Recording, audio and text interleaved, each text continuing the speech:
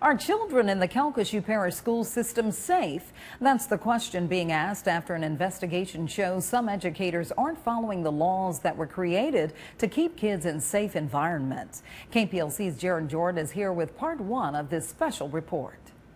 The school board recently came under fire when parents in Stark showed outrage over how a janitor was hired with a criminal record. Well, we've learned that may not have been an isolated event, and at least in one occasion, it seems the school board may have known what they were doing.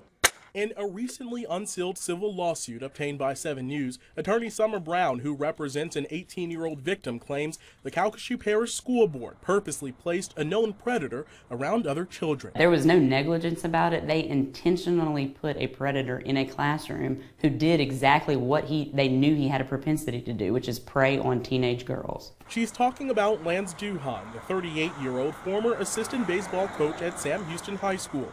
He's now facing felony charges of indecent behavior with the juvenile. This wasn't a situation where information fell through the cracks. This was actually a situation where the individuals who put him at Sam Houston knew absolutely that he had engaged in wrongful conduct with a student before at another school in Calcasieu Parish.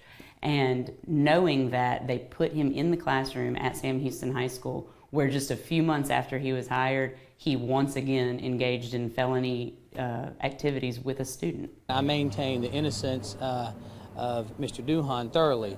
I will say that having dealt with litigation similar in the past, there are issues with hiring and retention policies at Calcasieu Parish school boards.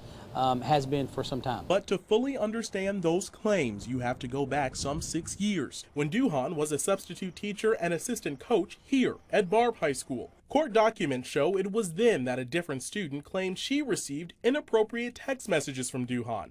But it wasn't until 2008, when he reapplied to work at Barb, that those allegations made it to administration's ears, prompting an internal investigation. Through the investigation, they discovered that this did in fact happen, and the principal at Barb at that time refused to hire him back. According to the deposition of Barb's principal, Beth Frazier, Duhan admitted to a number of text messages, saying the girl was reading more into them than he intended. Frazier's deposition also reveals Barb never reported the incident to law enforcement. 4 years later, Duhan applied to work at Sam Houston High School.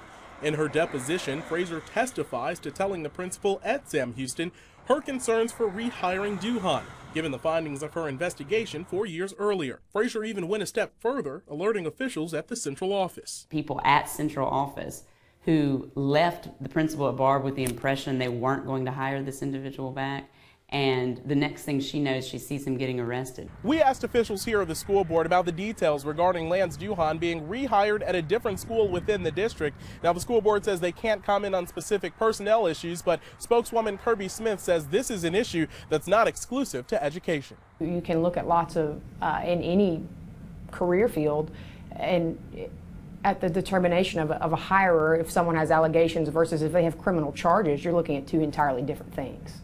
You don't think there should be a higher level of scrutiny though when you're dealing with children? Oh, not my formal opinion. Yeah.